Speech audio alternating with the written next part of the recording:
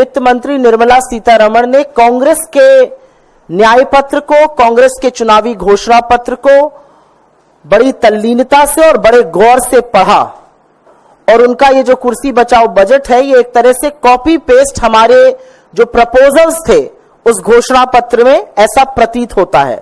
उसमें से employment linked incentive था, पहली नौकरी पक्की जो अप्रेंटिसशिप स्कीम प्रोग्राम था जिसको इंटर्नशिप प्रोग्राम के तौर पे प्रस्तुत किया गया है, एंजल टैक्स का जो स्टार्टअप से एबॉलिशन की बात हमने अपने घोषणा पत्र में, न्याय पत्र में कही थी, ये सारी बातें वहां से उठाई गई हैं। हमारी आशा और विश्वास है कि आने वाले दिनों में वो हमारे घोषणा पत्र की और भी अच्छी चीजों को उठाएंगी और इस देश को उसका लाभ पहुंचेगा। नमस्कार साथियों, मैं आपका दोस्त अशफाक अहमद और आप देख रहे हैं देशभक्त चैनल। कल जो बजट आया है मोदी 3.0 जो बोलते हैं उस सरकार का, तो उसमें क्या खास बात है? तो खास बात यह है कि जो कांग्रेस बोल रही थी उसको ही मोदी जी ने इम्प्लीमेंट कर दिया। और सीतारमण जो फाइनेंस मिनिस्टर हैं, तो उन्होंने उसमें प्रावधान जो किया है तो युवाओं के लिए खासकर कुछ तोहफा दिया है। क्या तोहफा है कि 1 करोड़ युवाओं को अप्रेंटिसशिप दिया जाएगा, जो मतलब पास आउट होते हैं एक ग्रेजुएशन के बाद में, तो 5,000 रुपया महीना मतलब 60,000 रुपया साल का जो स्टाइपेंड होता है वो दिया जाएगा। इसके अलावा और कुछ खास नहीं है बजट में। महिलाओं के लिए कुछ नहीं है और युवाओं के रोजगार के लिए कुछ नहीं है। जो सरकारी पद खाली है उसके लिए कोई प्रावधान नहीं है। रेलवे में इतनी पद खाली है उसका कोई प्रावधान नहीं है। और रोजगार कैसे सृजन किए जाएंगे, जो इन्वेस्टमेंट जो इकोनॉमी में होना चाहिए, जिससे जो रोजगार पैदा होते हैं उसके बारे में कोई प्रावधान नहीं। खास करके जो रोजगार कहाँ पैदा होते हैं, तो जो लघु उद्योग होते हैं उसमें, तो उसके लिए कोई प्रावधान नहीं है इस बजट में। तो मोदी जी ने तो लघु उद्योग खत्म कर दिए थे, लॉकडाउन किया था, फिर गब्बर सिंह टैक्स लगाया था, उसके बाद में सबसे पहले तो नोटबंदी किया था। तो नोटबंदी, गब्बर सिंह टैक्स और लॉकडाउन, 3 मार ऐसे मारे मोदी जी ने कि इकोनॉमी जो है ध्वस्त हो गई और करोड़ों नौकरियां जो है खत्म हो गई, क्योंकि लघु उद्योग बंद हो गए इन तीनों मार की वजह से। तो अभी भी मोदी जी जो है इसके बारे में बिल्कुल ये नहीं कर सोच रहे। तो सिर्फ वो अपने बड़े बड़े धन्ना सेठों को ही फायदा पहुंचाते हैं, बाकी लोग के लिए सुनते नहीं। उसके अलावा किसानों का कुछ प्रावधान नहीं है। जो एमएसपी की गारंटी जो किसान मांग कर रहे थे, आज जो कांग्रेस देने का वादा कर रही थी, तो वो भी कुछ नहीं है। किसानों को भी मतलब कि नुकसान ही नुकसान है। तो महिलाओं को नुकसान, किसानों को नुकसान और बाकी जनता को जो महंगाई की मार मारते हैं मोदी जी, वो उसके लिए कोई प्रावधान नहीं। तो अब खास बात क्या है कि जो मोदी जी ने नकल मारा है जो कांग्रेस का मैनिफेस्टो था, लेकिन पूरा नहीं मारा है। कांग्रेस के मैनिफेस्टो में क्या क्या था कि एक तो युवाओं को जो है रोजगार, वो पूरा हर मतलब ग्रेजुएट और डिप्लोमा होल्डर जो भी पास करके आएंगे सबको देंगे। ऐसा नहीं कि सिर्फ 1 करोड़ को नहीं, 1 करोड़ को देंगे। मतलब 1 साल में जैसे कि 2 करोड़ पास आउट होते हैं तो सबको देंगे। दूसरी बात, स्टाइपेंड 8,500 रुपया था, मोदी जी 5,000 दे रहे हैं महीने का, मतलब 1 लाख रुपया साल का प्रावधान कांग्रेस ने किया था, जो उनका न्याय पत्र था। उसके अलावा महिलाओं के लिए था कि जो गरीबी रेखा के नीचे परिवार है उसकी जो सबसे बड़ी महिला होगी तो उसके अकाउंट में साल में 1 लाख रुपया, तो इससे राहत मिलेगी जो महंगाई की मार है। उसके अलावा लघु उद्योगों के लिए कांग्रेस ने बहुत बढ़िया इंतजाम किया था कि जिससे रोजगार बढ़ेंगे और उद्यम को भी फायदा होगा। और दूसरे जो चाइना से जो माल आयात होता है उस पर रोक लगेगी, क्योंकि चाइना से छोटे से छोटे आइटम जो है वो सब चाइना से आते हैं।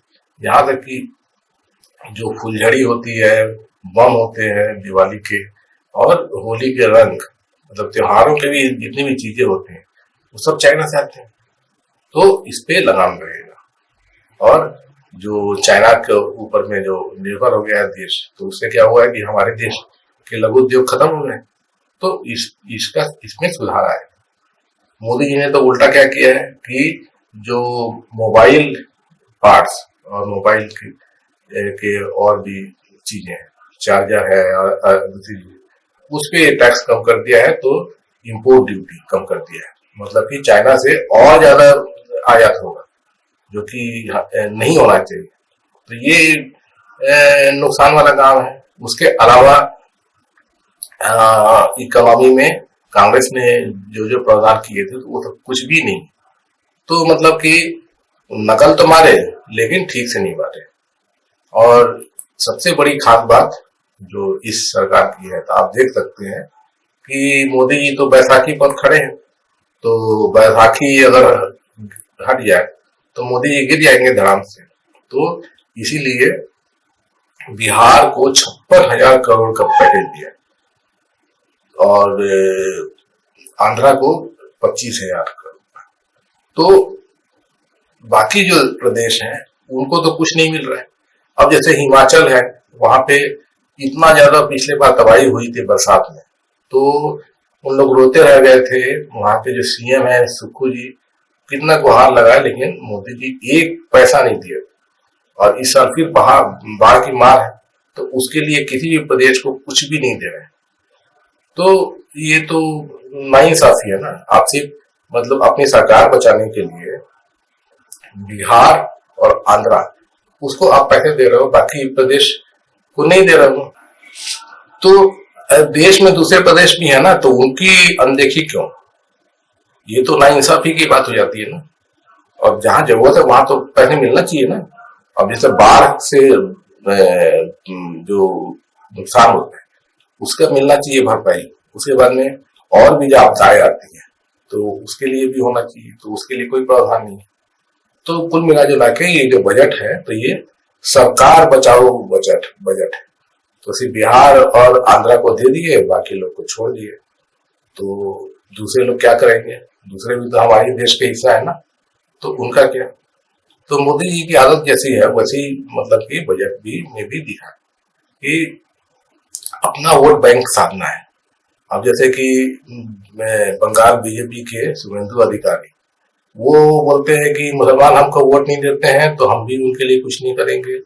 और ये जो वोट देता है उसके लिए करेंगे। तो मतलब कि सीधा है कि तुष्टीकरण करो। तो ये पॉलिसी कैसे चलेगी? बाकी मुसलमान भी तो हमारे देश के हिस्सा है ना। अब किसी को भी वोट दें, वो तो हमारे नागरिक हैं, तो उनको बराबरी का हिस्सा मिलना चाहिए। और संविधान कहता है कि जो हक और अधिकार वो तो सबको बराबर मिलना चाहिए। किसी को मतलब कि धर्म जाति देख के तो आप बांट नहीं सकते। वैसे जो है बीजेपी बार बार बोलती है कि मोदी जी के जो स्कीम है, जैसे कि घर बनाने का, प्रधानमंत्री आवास योजना या जल से नल योजना, तो इसमें तो हम भेदभाव नहीं करते हैं। तो इसके मतलब है कि अगर इनकी बस चले तो ये भेदभाव करेंगे, मुसलमानों को नहीं देंगे। लेकिन संविधान से तो बंधे हुए ना, संविधान जब तक है तब तक तो आपको पालन करना पड़ेगा, सबको बराबरी का हक देना पड़ेगा। लेकिन भाजपा देना नहीं चाहती। तो ये जो हिसाब किताब है, तो वो अभी भी दिखता है कि जहां पर अपना जान बचाना है तो वहां पर पैसे लुटा दो और बाकी लोग की अनदेखी कर दो। तो ये तो बहुत ज्यादा गलत है। तो ये बजट जो है दिखता है सब मिला के। इसीलिए इस बजट में आप देखेंगे कि बहुत सारे लोगों का नुकसान हुआ है।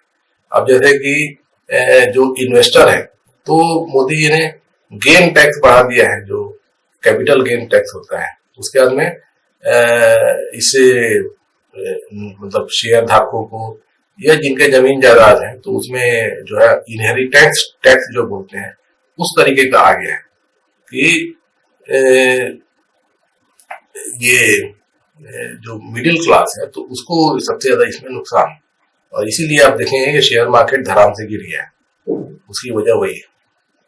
तो मोदी जी जो है वो सिर्फ अपनी सरकार बचाने के लिए जो कवायद की है, तो इससे देश की तरक्की कैसे होगी? सिर्फ मोदी अपना सोच रहे हैं, देश का नहीं सोच रहे हैं, तो ये गलत है।